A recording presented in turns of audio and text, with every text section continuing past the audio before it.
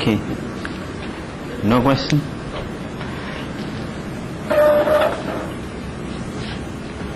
So let running or modulation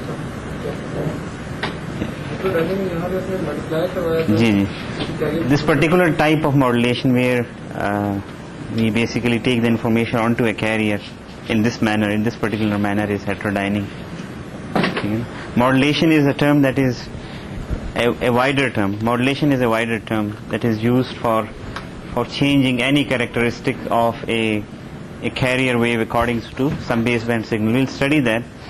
As far as heterodyning is concerned, it's simple multiplication of the signal with a carrier, and that shifts the spectrum of whatever signal you are multiplying with the carrier to that particular frequency.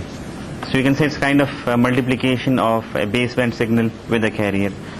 This is also kind of a modulation. This is amplitude modulation, suppressed carrier. Those of you who have taken analog communication course may recognize this as suppressed carrier double sideband amplitude modulation. But so it's special kind of a modulation, but it has other uses also. Heterodyning has other uses that we will study, that we will see in the coming lectures, whereby we use two-stage modulation, then we call it heterodyning. So to summarize again, the answer is that heterodyning is a special kind of modulation. It's just a multiplication of a signal with the baseband signal with a carrier. Okay, any other question? Okay, so if you don't have any question, then I'll ask a few. What is the probability density function? Okay, there are two things. One is the probability density function, and then we have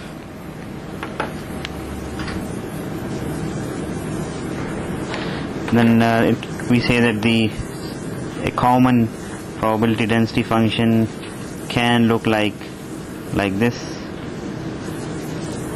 Then we also say that the spectrum of the noise is white. These are two different things. So we say white noise may look something like this, and PDF of noise may look something like this, which we call a Gaussian distribution. So on this axis we have frequency, and this axis we have x. Okay. So what does this mean? What does this probability density function signify? Okay, let's say if I'm talking about a signal, then what is x in that? The amplitude of the signal. So we can say that the amplitude of a signal, let's say in this range, will have this much probability. And what does this relates to? What does the white noise thing relates to? Why do we say that a signal can have this kind of distribution, but it can also be white noise? What does the noise relates to?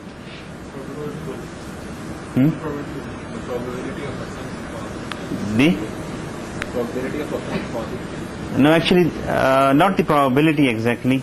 Content of noise. Yeah. You see, if you look at the noise waveform, if I draw a noise waveform, suppose this is a noise waveform. If I tell you that the probability density function of this is having this shape, and the frequency content of this are like this, then what does these two things signify? You told me that these things signify the amplitude. What about the frequency? The frequency is the zero crossing. How many times it is zero crossing? What is the frequency content? How many frequencies are present in the noise? So this relates to the amplitude. This thing relates to whiteness, basically relates to the frequency. So it has all the frequencies. That's one thing. The amplitude levels, if you count all the amplitude levels, these are the amplitude levels, x. So if you count all the amplitude levels, so suppose this x that I marked there is suppose between this range. This is x1, and this x1 corresponds to this x1, this x2 corresponds to this x2. If you measure all the amplitude all the way along, then you will see that you will have a number that will be equal to the area under this curve. Okay. So is this thing clear? One thing relates to the frequency content, the other thing relates to the amplitude. Okay, any other question from the last time? So today you will have the first assignment, the first regular assignment, then the first MATLAB assignment, which will cover some of these things that I just talked about. It also contains some MATLAB help for those who have not studied or not worked on MATLAB, and it will also have some useful links for you that you can get some more help on MATLAB. Okay, we'll distribute that at the end of the class.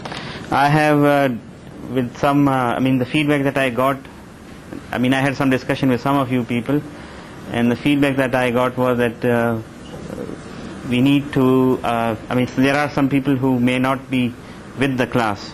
So in order for all of us to be together, what I'll do is I'll have quizzes from time to time. So with some part of the homework grade will go towards quizzes. So we'll have a quiz today, and that quiz will be from the contents that we'll study today, and the last part, the things related to the bandwidth that we studied last time.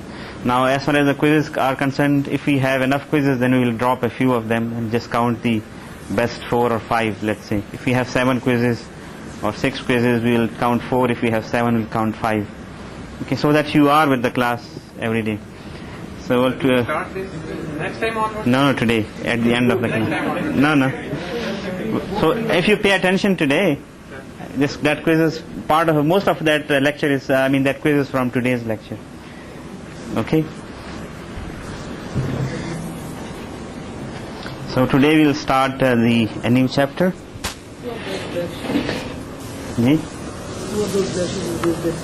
No, they didn't tell me anything. This is the idea that I got just from the discussion. They didn't say anything. But I thought that it would be a good idea. You see, this course will become too heavy too soon. So unless you are with the class, you will be lost. Okay, so that's why these quizzes will just kind of be like 1% of your final grade or so on. So it won't matter, but at least it will keep you awake in the class. Okay, the things that we are going to study today are the source. We will start chapter 2 today. First we will talk about source coding, decoding, formatting of analog information, digital representation of analog signals, digital communication transmitter, and then a thorough introduction to sampling. Okay, so again coming back to our original block diagram, what are we going to cover in this chapter?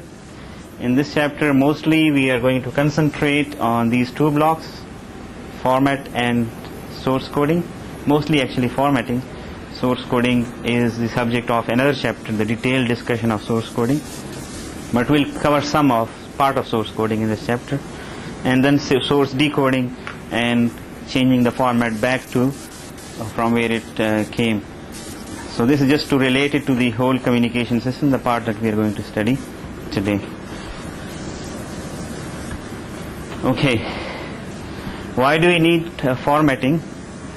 We need it because, as I told you, a transmitter can only transmit something that is in an electrical form. It will need something that is in form of waves or a signal that represents the variation of an electrical signals, and then that variation forms a baseband signal, and then that is given to a transmitter.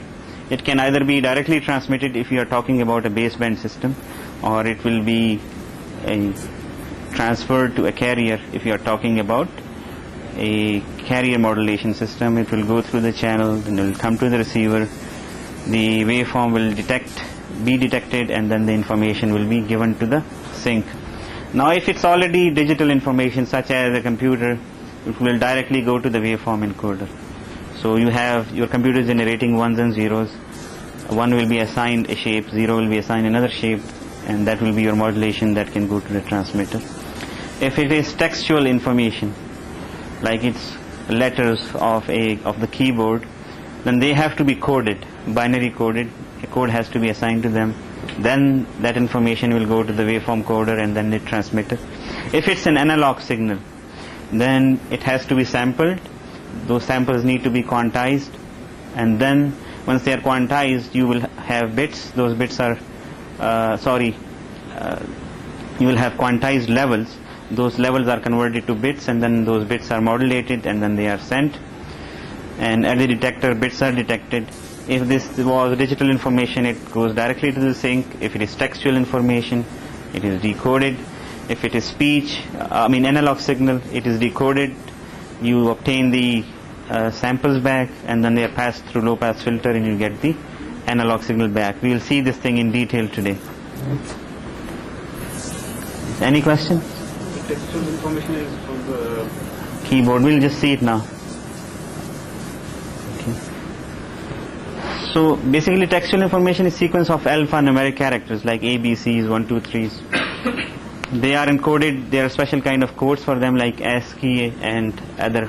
There are other codes. So you have textual information. You have an encoding scheme for them. You get bits out of that.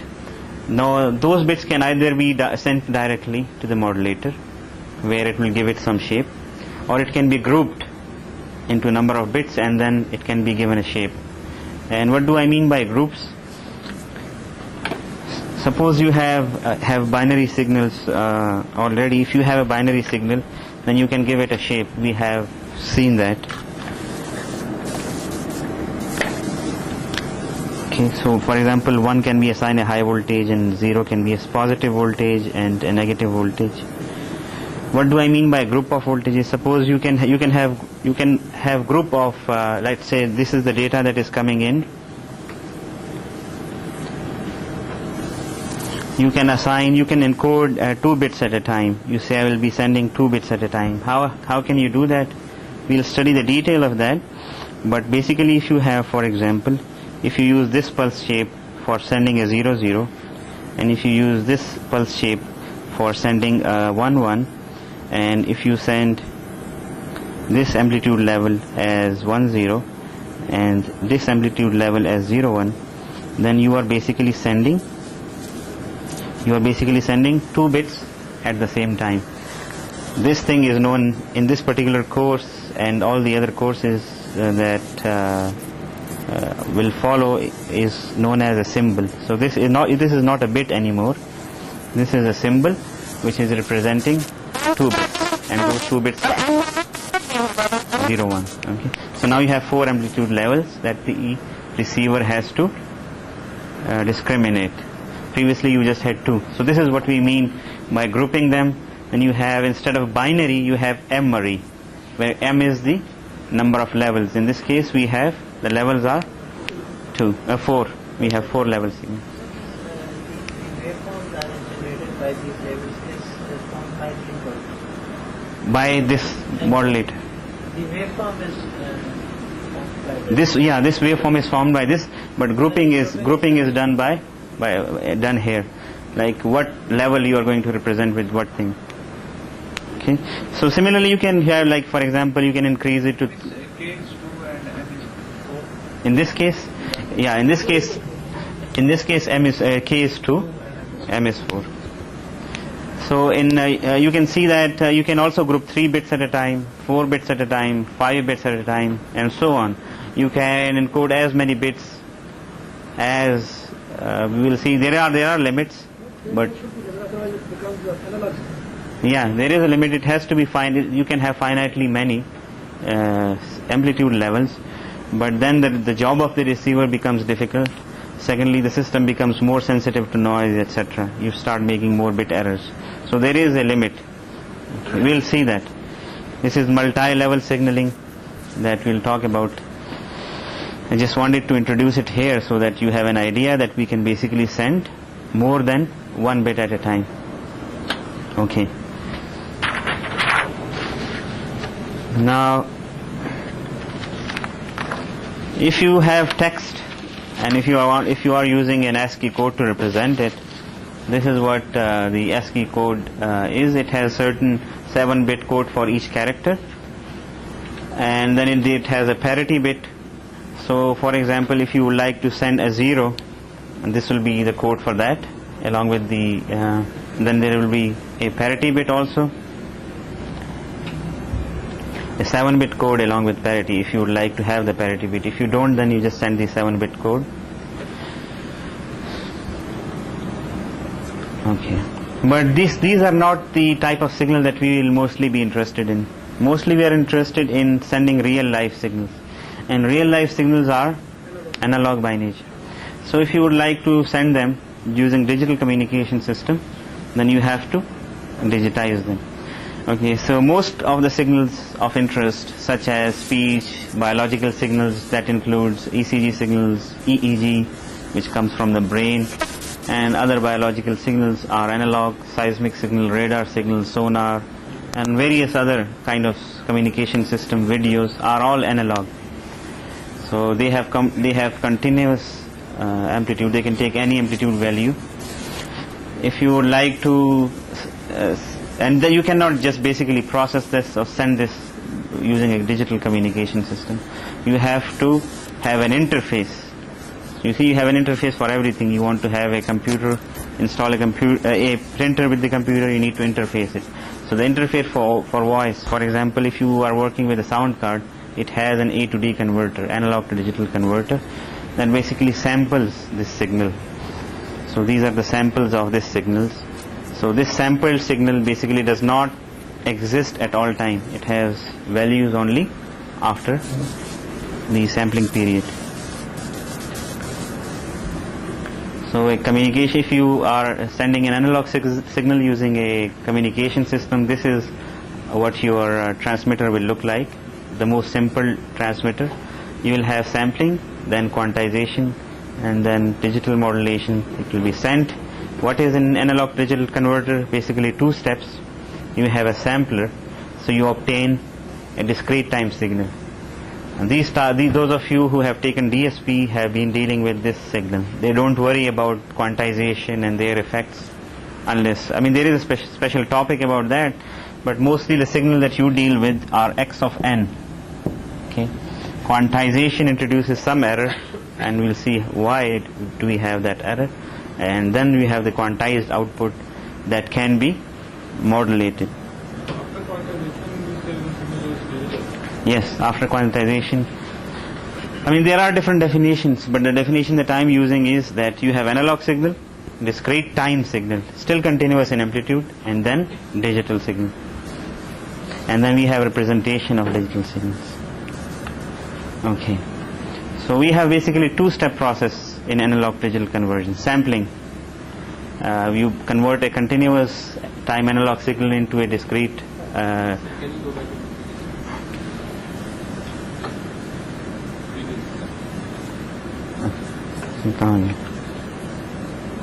Okay. Yes. You have said that After quantization you get the digital signal. I'm just calling it digital signal. You can call it quantized signal also. It's a discrete signal, it's not a digital signal, because digital is discrete in time, discrete in amplitude, whereas the speed is only discrete in time. No, because it's not in the binary form. Which one? If we do the quantization, will it be in the binary form? No, it won't be in the binary form, but it will be ready to be represented in the binary form. It can take only, you see, a quantized signal can only have certain amplitude. It cannot have all the amplitudes. Certain amplitude, but not the binary. Well, that can be represented in a binary signal.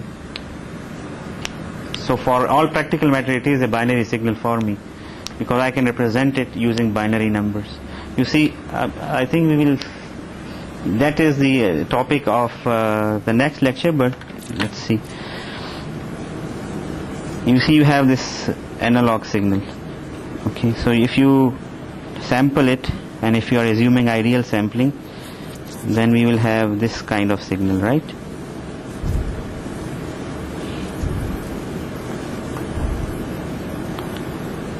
Okay. Now these can be any values, because these came from an analog source. Quantization, basically what you do is that you have certain levels. Let's say these are the levels, and we'll see this in detail. So you can only represent, for example, the actual value may be this one, but the value that you can represent, the closest value that you have, is this one.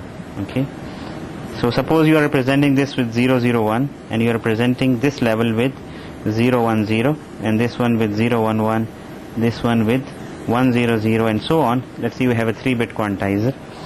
So for all practical matters, this amplitude level can be represented with a binary number 010. All the amplitude level, all the quantized values can be represented with a binary number. That's why I said that I will have a digital signal, because it is both discrete in time and discrete in amplitude. Because of the bits slightly that is Yeah, that's why. If you increase the number of bits, you will be making less error. If you increase the number of bits further, that is, you are increasing the number of levels, so that error will decrease. Is clear to you? Okay. But you will see later on that all these things are just matter of definition. Once it's clear in your mind what is what, that is more important. Okay. So, I mean, we already covered this. Basically, you have samples that are still continuous in amplitude. Then you convert them into discrete amplitude also. So now you not only have discrete time, but you have discrete amplitudes also. Okay, what is sampling, and how can we? What are the constraints on sampling? Can we just choose any sampling rate and we will get the signal, and then we can just send it or store it or do whatever we want to do with that? No, there are certain conditions that we have to specify. Sampling, as I pointed out, is the process of converting a continuous time or analog signal into a discrete time signal by taking samples at discrete time intervals. Now, as far as the signal and system DSP course is concerned, you have been working with uniform sampling. That is, you take samples after uniform intervals. It may not be necessarily uniform. The theory doesn't specify. I mean, the sampling process will work even if you don't take the samples at a uniform interval, but those are very difficult to deal with. So we assume that they are at uniform intervals. So they are discrete in time, still continuous in amplitude. Now, what is the condition on the sampling frequency or sampling time period? It has to satisfy the sampling theorem or Nyquist theorem. Some people, especially in France, they also call it Nyquist-Shannon theorem. Nyquist-Shannon theorem, but Shannon actually reformulated what should I say? I mean, not rediscovered it, but he presented it in a better way, the Nyquist theorem. But the actual discovery was made by Nyquist. So some French will also call it Nyquist-Shannon theorem. If you don't satisfy this theorem, then there will be some distortion in the signal, and we'll see why we have distortion in the signal. Okay. And these time intervals that we are basically separating these samples by is known as the TS, T underscore S, T subscript S, which is the sampling time. Now, in general, like if you just think logically, if you have a slowly varying signal, that means a signal with low frequency, then probably you can take fewer samples. And if you have a signal that is varying very fast, that means that has very high frequencies, then you will require more samples. So this theorem puts a condition on that. So there must be this taking of sampling must depend on the frequency content of the signal. So if you just think logically, that should be the case, and indeed that is the case. You can specify the sampling time or sampling frequency. It's one and the same thing. One is the reciprocal of the other. Time is after how much time you are taking the sampling. Sampling frequency is how many times you are sampling in time. So they describe the same thing. One is the reciprocal of the other. Now, what is the sampling theorem, Nyquist sampling theorem? It says that if the signal is, now this is the exact definition, okay, and there is an interesting point in there. It says if a signal is sampled at a rate at least, but not exactly, equal to twice the maximum frequency component of the waveform, then the waveform can be exactly reconstructed from the samples without any distortion. This should have an n in there. Okay. So what does that mean? That if fs is greater than 2 times the maximum frequency, greater than or equal to but not exactly equal to. You see, that's the point. Why is that so? Let me give you an example. Okay. Sine wave, you sample it at the 0 interval. So let's say you have a cosine. If you sample it here, this is exactly equal to twice the highest frequency. You are taking 2 samples in one period, but you will not be able to get the original signal unless you are either taking it at a shift or a slightly higher frequency. So normally we keep this fs greater than 2 times the f maximum. In fact, we take it quite greater than. For example, in case of speech signals, tall quality speech signals, the spectrum is from 300 to 3300 hertz, but we keep the sampling frequency at 8000 hertz. Okay. Because as I told you the last time, it's very difficult to have a strictly band limited signal, so we normally try to keep this sampling frequency a little higher than the maximum frequency component. Okay.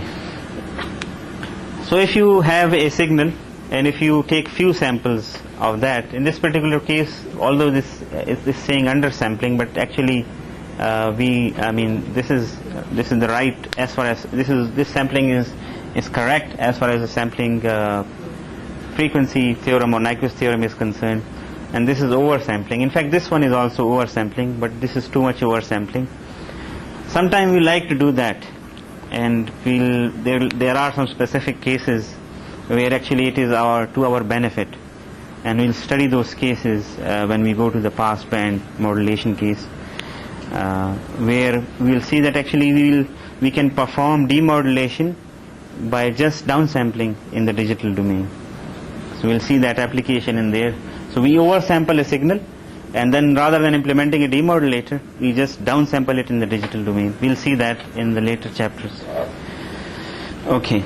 So if you would like to, I don't know, I thought that I deleted this information is still there. If a signal is band limited to B, where B is the highest frequency component present, then x of t, which is the original signal, can be perfectly reconstructed, provided that you have a sampling frequency greater than 2 times the bandwidth of the signal. Sometimes we call this 2b as the Nyquist rate, because that is the sampling rate that we should use. Okay, what if we don't use, what if RS is not equal to, is actually less than the 2b? Then what will happen? What is aliasing?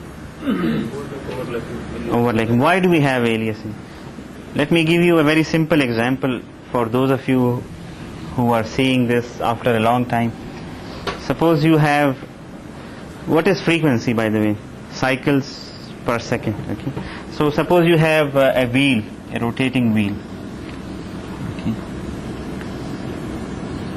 A wheel that is, let me draw it there. So they tell me that it's easier for them.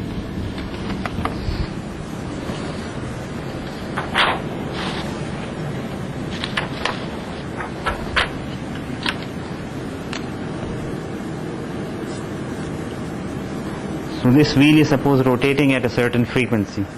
It's let's say covering one cycle in 1 second.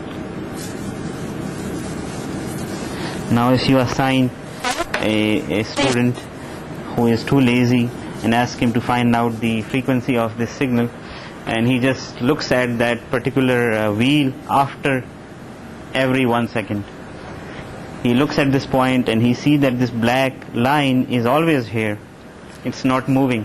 So he'll come back and report that the wheel is not moving. Okay. Now suppose, let's change the frequency. So what is he doing? He is basically sampling it off. This is a 1 hertz signal, and he is sampling it at 1 hertz. So the result is that he is not seeing any frequency change. Now suppose the frequency is 1 over 8 of a 1 over 1/8 of a hertz in 1 second. That means actually that. And the same student is doing this thing again. He is again looking at it at after 1 second. So what he will see is that the wheel has moved to 1/8 of a second. Every time he comes there and sees that wheel, he'll report back and say that the wheel is moving at 1/8 hertz of the frequency, because next time it will be at this point, at the next second it will be at this point, and so on. So he'll think that the wheel is moving at a frequency of 1/8 hertz. But what is actually the problem? The sampling. And what kind of frequency he is getting? He is getting the aliased frequency. Since he is not using the appropriate sampling frequency, so he is getting the aliased frequency. He is using too little samples, too few. The number of samples is too few, and he is not able to capture the high frequency. So that's basically the same thing happens here. When we say aliasing, if you have a high frequency signal, and if you don't sample it properly, you see, if you have a signal that is completing one cycle in 1 second, if I just sample it once, okay, so I sample it here once in 1 second, the next sample will come where?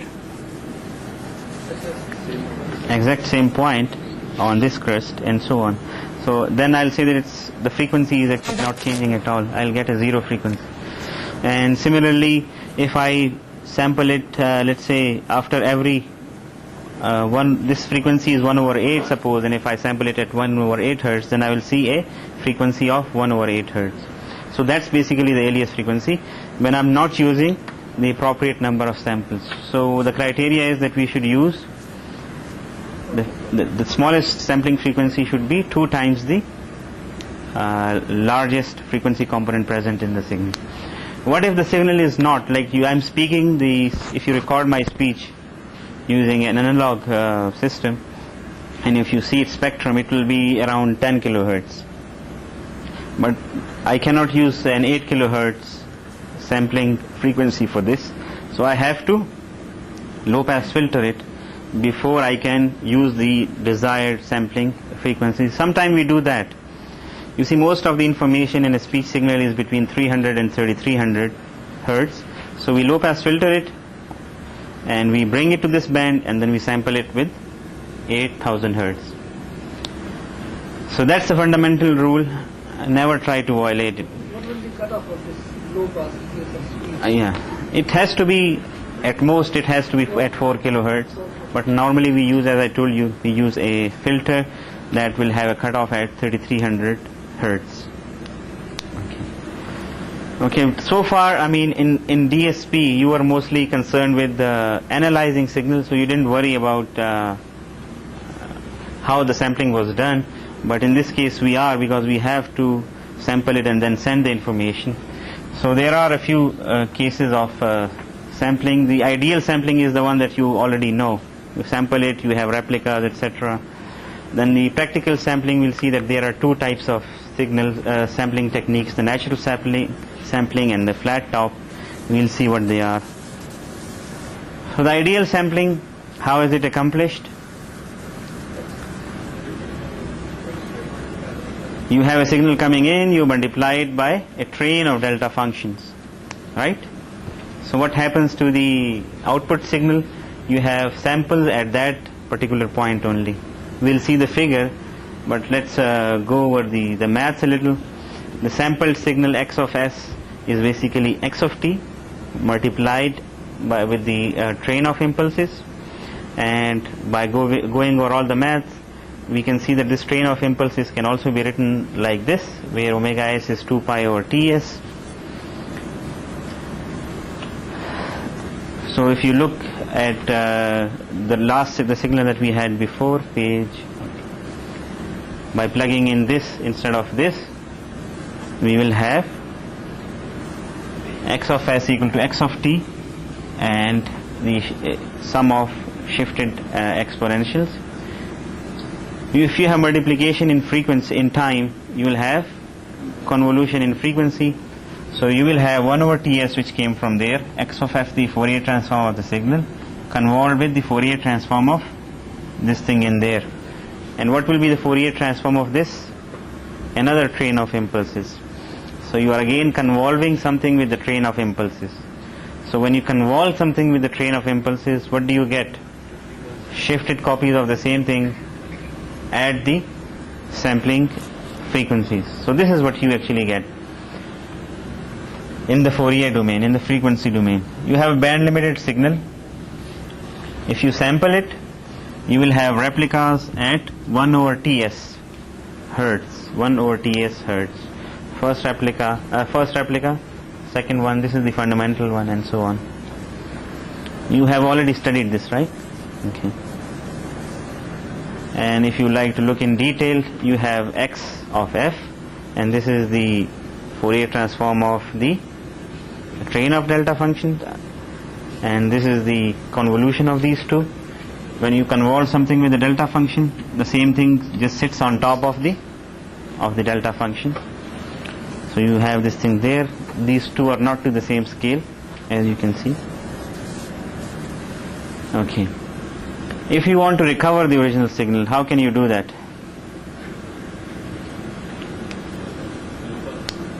Low pass filter it.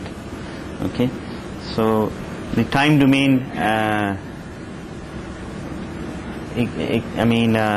equation for a low pass filter is this. You are basically multiplying it with the low pass filter. This is your original signal, and if this condition is satisfied, then you can recover the original signal. This can be seen, let me show you that thing first. This can be seen better in the frequency domain. You have this sampled signal, okay, the Fourier transform of that. You have an ideal low pass filter, and you can recover the original signal.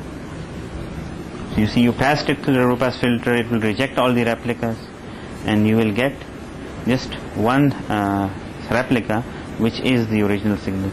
And with appropriate scaling factor, you can get the original signal back. So that means if you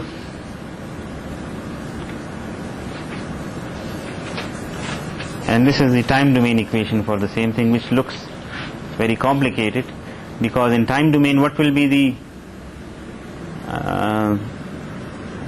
transfer function or the impulse response of the ideal low pass filter?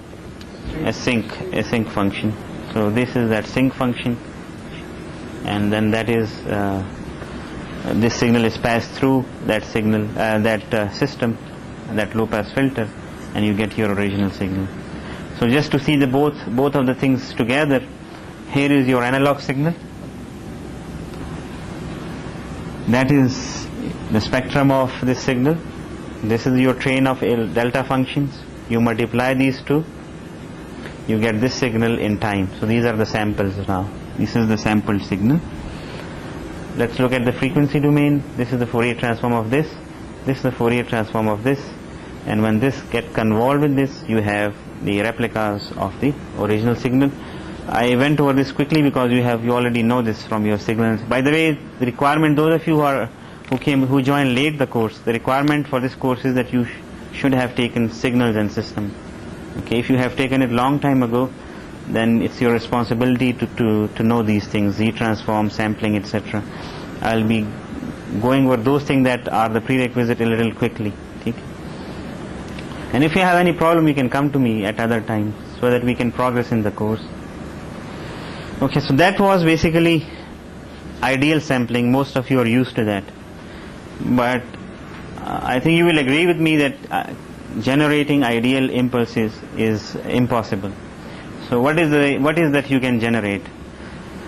You can generate pulses, and you can make them arbitrarily short in time, or if you are looking at its picture, you can say I can make them thin, but actually what you're doing is you're making them shorter in time. So I can have this type of pulses rather than the impulses. So let's see, if I use these kind of pulses, what happens to my resultant signal. But before we go to that, if you have a periodic signal, remember that the Fourier transform of that signal will also be periodic. If it is pulses, you will see that you will have something periodic in the another impulse train in the Fourier transform domain. Okay. Okay. So again, let's look at that case. So you have an analog signal, again band limited to f of fm, f underscore f subscript m. Here is the train of pulses rather than impulses. So what is the Fourier transform of this? The Fourier transform of this is these again impulses but scaled by a sink. Why do we have that? Okay. One Fourier transform of a pulse that also takes Generate that sync and we cancel out. Hmm? We generate the sync. No, yeah, we can generate this thing, but I'm saying why is this so? Why do we have? Okay. Yes. Okay. See, if I make these pulses, if I start making these pulses shorter in time, what will? Where is this sync coming from? This sync is coming from the pulse. You see, the Fourier transform of a pulse is a sync. Okay. If I start making them very short, I mean shorter and shorter, what will happen to the sync? It will become broader and broader in the frequency. So if I make them if I have a zero duration pulse, then I will have flat, instead of the sync I will have a flat representation. So all these values will be equal. If I start making this pulse wider in time, it will become narrow in frequency. Okay, so that's where it is coming from, and this can be thought of as a convolution of pulses. What is this signal? How can you look at this signal? Another way of looking at this signal is that this can be generated by convolving a pulse with a train of impulses. Convolving a pulse. So if you have a pulse like this, and if you convolve it with a train of impulses,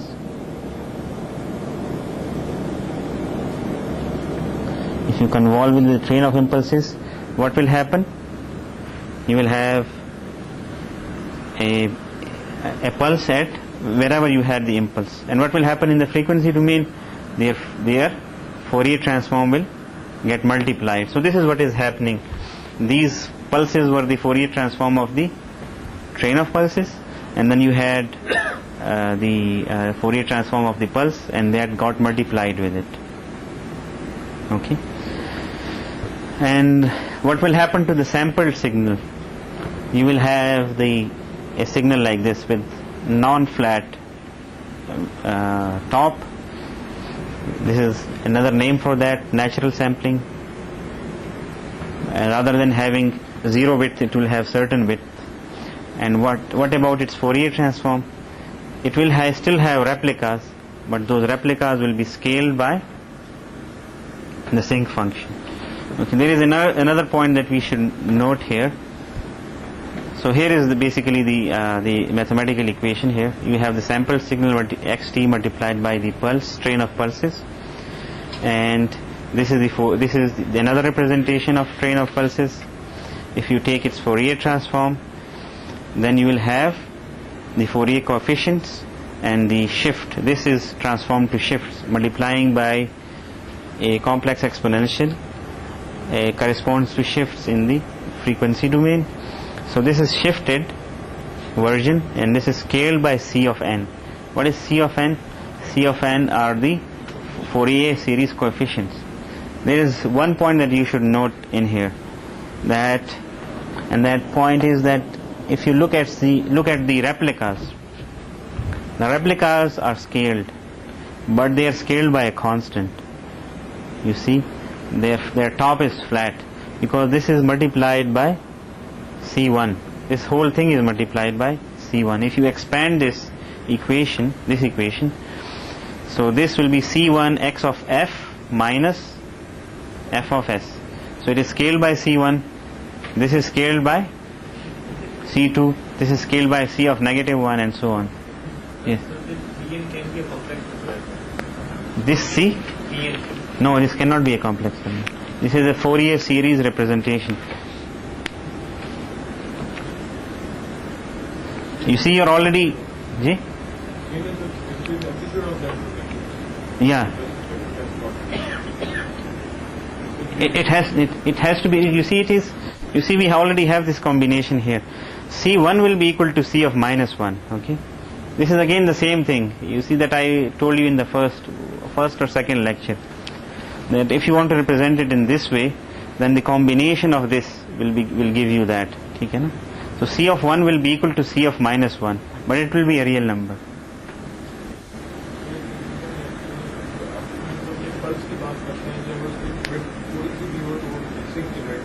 बिल्कुल हाँ.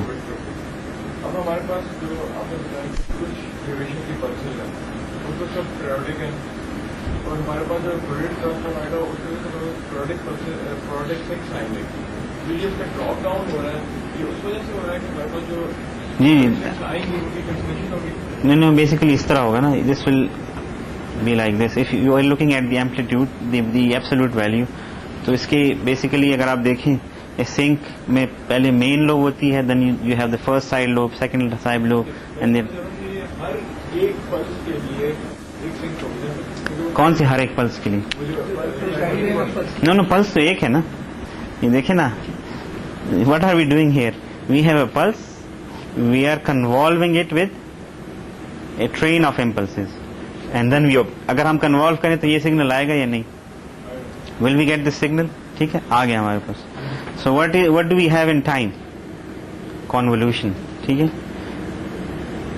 तो अगर if I take the Fourier transform of this whole thing, so it will be the multiplication of the Fourier transform of this with the Fourier transform of this. ठीक है. So what is the Fourier transform of this? One sinc.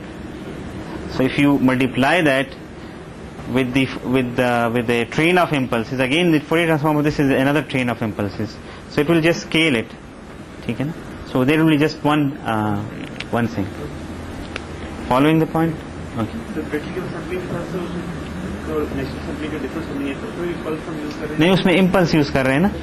We were using impulses, so all the replicas had the same amplitude. तो ideal में था जी? Ideal practical. No, practical is this. This is the first type of practical. Natural sampling is one kind. There is another kind which is known as sample and hold. ठीक है?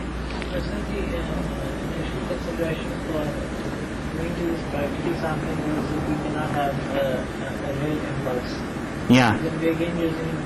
We cannot use an impulse. That's just an idealization. We can only use a pulse to sample. We still haven't, even in practical sampling, we have to convert the pulse with an impulse. No. I'm saying is that this is just the mathematical explanation. In reality, you cannot generate this signal. You can only generate this type of a signal. You can only generate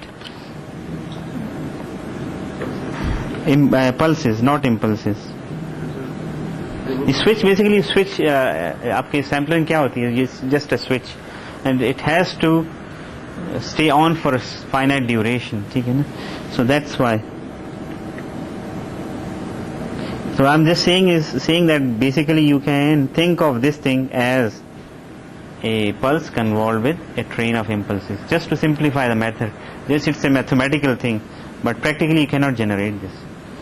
Okay, so what is the drawback of practical? I mean, it's not a drawback. You cannot do ideal sampling, but what is the consequence of having natural sampling? That if you're working with the natural sampling, then if you want to recover the original signal, you have to take care of the scaling factor. If you are recovering this one, then you have to divide it by C0. Okay, calculate C0, then divide it by C0 to get the original signal back. Okay. And if you want to recover signal here and then bring it back, then you have to multiply it by C1, but that's something else. Limit on the pulse width. Yeah, I mean, there is another thing. Yeah, that brings me to another. If this pulse is too wide, your analog to analog digital converter is too wide, what will happen to the sink? It will become too narrow, and it may distort this signal like this.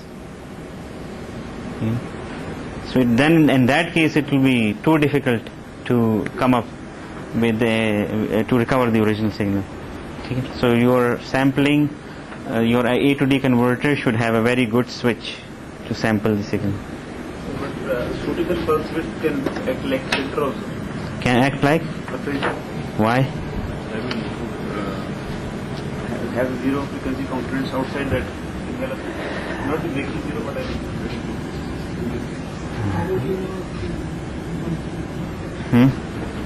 Let's see. Yeah, maybe. I mean, Okay, I'll think.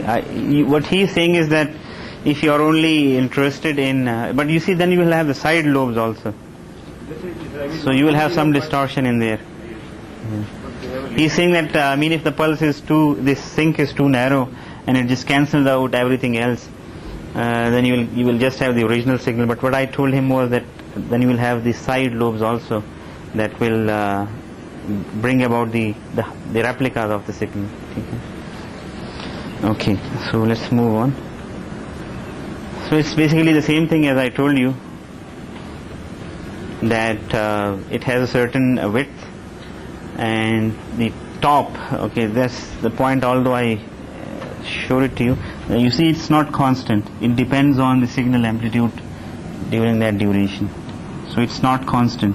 It's varying. So this signal is not good for what? Quantization. Because it is varying during that time. So you have to take either the middle value. Normally the middle value is taken, and you assume that it is constant there. Okay, and then the rest is just whatever I told you.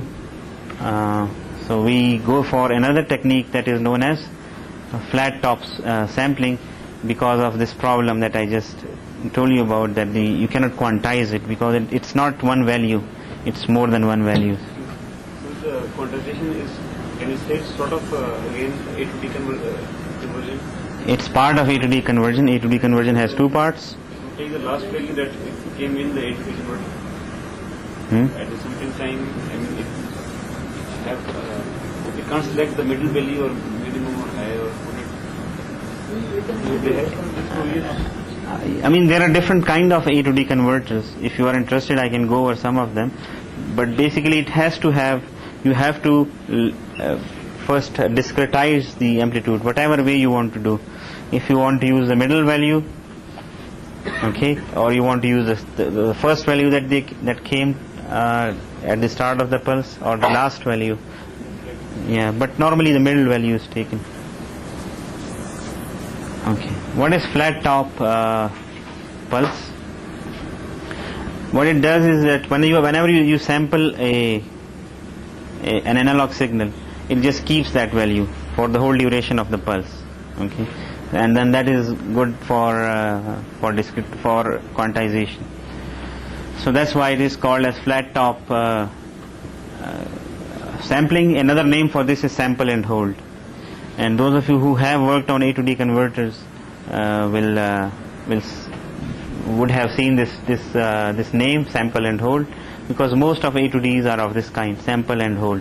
It samples wherever you start your sampling. It holds that amplitude levels and converts that into binary form, or So it's not the middle value. Maybe the middle, maybe the start.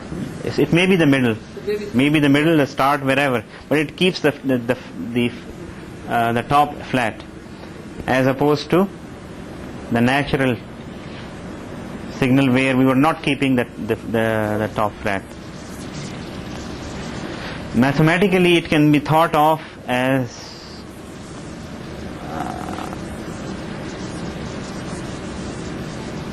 okay.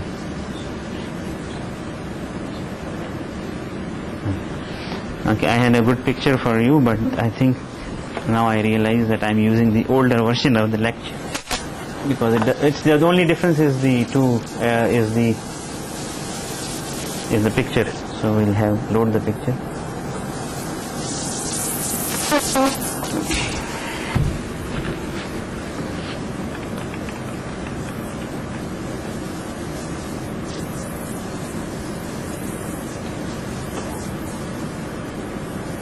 Okay.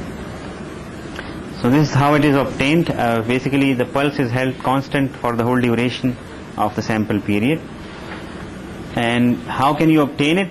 You can obtain it by convolving a pulse with an ideal impulse, and this technique is basically known as sample and hold also. So how it is done?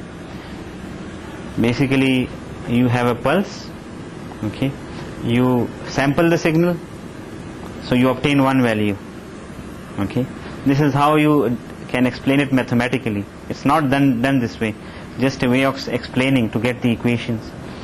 It is done the way, in the way that you have you take a sample and keep that sample value for the whole duration of the pulse. But just to explain it mathematically, it can be thought of as multiplying the incoming signal with the delta function, and then you obtain x bar of t, and then the x sample of t, which is the output of this whole thing, is actually the convolution of this thing with a pulse. So previously we had impulses in here, if you remember. If you remember the ideal sampling, we had impulses. Now instead of impulses, we convolve a pulse with that and obtain these values. Okay. Now this is just a mathematical explanation of that. Actually what we do is we have a value, we sample it here and just keep that value for the whole duration. Okay. So normally this thing, if you will see in some books you will see the representation of sample and hold like this. You have an analog signal, you sample it here, you keep the value for the whole duration of the pulse. You sample it here, you keep this value for the whole duration of the pulse. Then you sample it here and you keep the value for the whole duration of the pulse, and so on. Okay? This is one way you can do it. If your pulse duration is short, then let's say this is your analog signal, you keep the value till this time, the next pulse comes, you keep the value till this time, and so on. But in this case what we have done is that we have kept the middle value. So it's almost the same thing. There is just a slight shift of, if this length is tau, there's a shift of tau over 2, which doesn't matter much. Okay. This is the mathematical treatment of the same thing, mathematical explanation. Multiply it with the impulse train, convolve it with the pulse. This is the relation that you will get. A pulse train convolved with x of t that was multiplied with a train of impulses. What happened in the case of natural sampling? How did the equation look like? Xs of t was equal to what? That was equal to x of t into, okay, train of impulses. This was multiplied with a train of impulses, and train of impulses was p of t convolved with train of impulses here, t minus ts. And इस तरह था कि नहीं? How did it look like? So compare the two. What is the difference between the two? Mathematical difference. They are not the same. Here xt is multiplied with this, and then the whole thing is convolved with pt. There you have x of t, and this thing is convolved with p of t.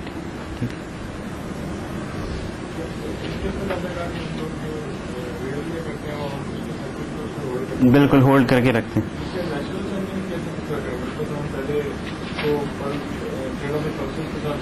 नहीं, वो तो मैंने सिर्फ mathematical explanation दी. हम ये करते हैं कि बस you start your let's say this is your analog signal, you start the sampling process and you keep the amplitude. So आपके पास ये सैंपल आएगा, इस तरह का सैंपल आएगा, rather than in this case what you will get इसकी यहाँ पे आपने सैंपल किया, you hold that for a certain duration of, or the duration of the pulse. So that's the difference. It has a flat top, it doesn't have a flat top. ठीक है?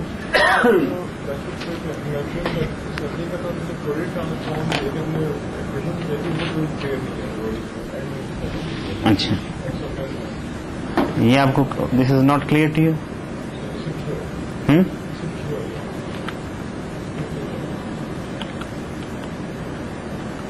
ये वाली, this thing? Here? With C of n. What is C of n? C of n are the Fourier coefficients that are coming from here. ठीक?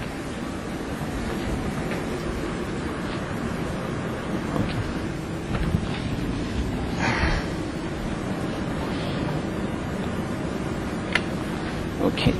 So is this clear to everyone? The flat top sampling. We are keeping the flat top. This is not how we do it. This is just the mathematical analysis of that. Okay. Now, if you look at its Fourier, in the Fourier domain, so we had the XS, which was the convolution of P of f with this thing. So in the Fourier domain, it will become the multiplication of P of f with this thing. So this is P of f. This thing is, again, if you take the Fourier transform, it's the convolution of these two, because here it is multiplication. And what is this? What is this thing? This is a delta function, so it will sample this x of f, and you will have a summation from minus n to infinity x f of n minus fs, and the whole thing is scaled by P of f. What is P of f? P of f will be a sinc function. So you see, what happens when we have flat top sampling? We have variations in the frequency. The top doesn't stay constant in the frequency domain. So if you would like to recover the original signal, then you have to pass it through a reconstruction, or another name for that filter is equalization. Although it's not used in this sense, equalization is also used in another sense. But if you would like to recover this replica, how do you normally recover the original signal back? You pass it through a low pass filter. That low pass filter has to take care of this amplitude change that has been brought about by this P of f. Okay? So the original signal, if you want to recover the original signal back, it has to have, for example, a shape like this, so that it takes care of the amplitude distortion introduced by the sinc. Okay. Now this is recovering from the analog signal. I showed it to you earlier. If you don't sample it properly, now we are back to the ideal sampling. The only difference in recovering the non-ideal sampling or sample and hold natural sampling is that you have to introduce an extra step. In that case, you had to divide it by C0. In this case, you have to use a filter with a particular shape in the frequency domain. This is the general procedure of recovering an analog signal from the sampled signal. If you don't use the right sampling frequency, then you will have aliasing, and I think all of you should be clear. If not, you can ask the question. Is there any confusion about aliasing? Okay. Another way to look at aliasing is that basically what is shown in here. Let me see if I have a slide on it.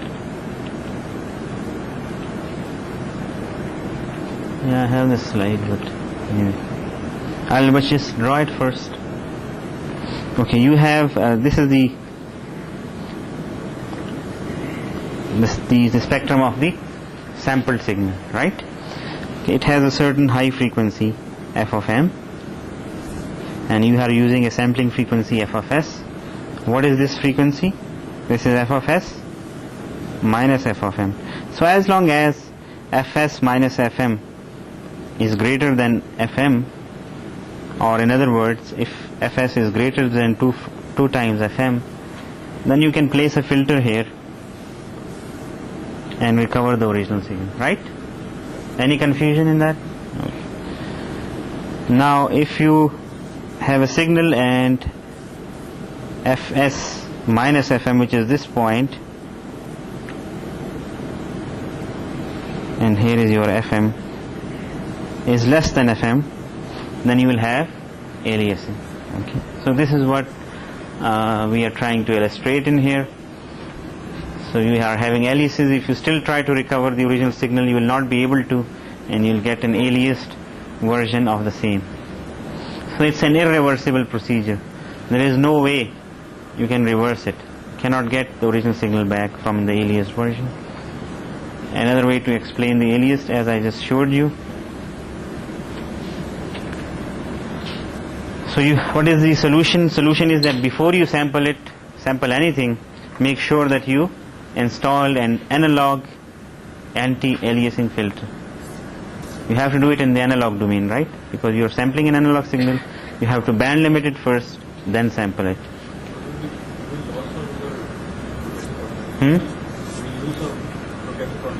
Yeah, you will use the alias frequency content. You can still recover this part of the spectrum, but you will lose the alias frequency. You cannot recover it.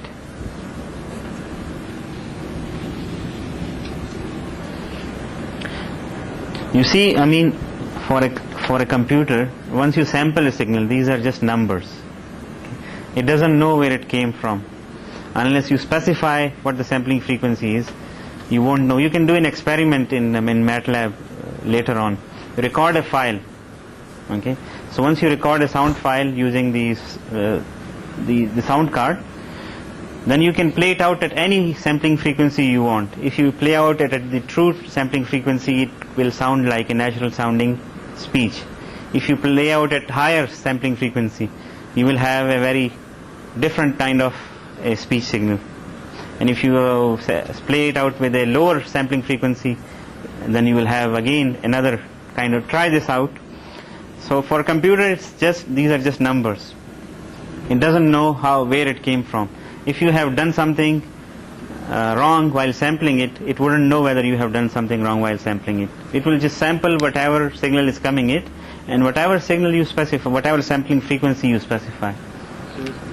So if we use this low pass filter afterwards, after the sampling, I mean, in the initial filter we are also throwing some frequency components. Yes, you are. Yes, and again there are two solutions basically. You can either increase your sampling rate, yes, or you can reduce your frequencies. So that's the only thing. If we put a low pass filter after this, I mean, After this, you can recover part of the signal, but not the whole signal. but Still we are losing information. Yeah, we'll be losing information. that would be also be losing in case if you put the low pass filter before the sampling. Yes. So it's the same. I mean, same information is lost or more? Yeah, same information is lost. So Same it's info. Yeah. If you put it after. Yeah, but you will not get the expected result. You see. But this signal will be wrong. I mean, the signal that you got, that you are processing and applying different transform, etc., that may shift these frequencies here and so on. The results will be wrong. So that's why we use anti-aliasing filter before we sample it.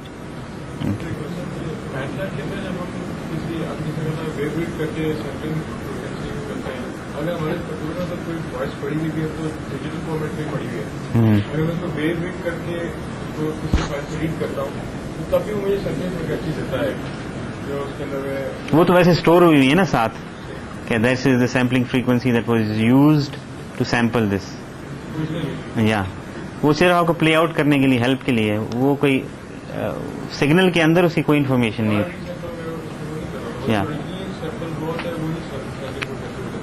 Yeah, that just shows it because it's some extra parameter that is stored.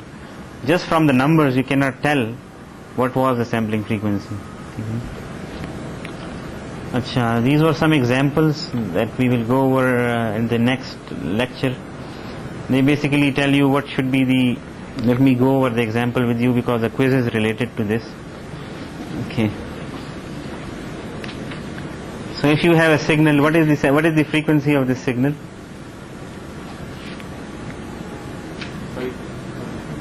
10. 5,000. Yeah. So what is the sampling frequency that is required? No. The frequency is not 5,000. 10,000. We're talking about a sink. It's not a sinusoid. Sink की equation आपने देखी थी? कहाँ पे थी? Yeah, here. 2 pi ft. This 2 जो है 2 के साथ कैंसिल भी हो सकता है. So you just have जो भी फ्रीक्वेंसी थी उसकी ना, that is the frequency. It's not multiplied by 2 pi. It's multiplied by pi. अगर साइनोसॉइड होती then you can say that.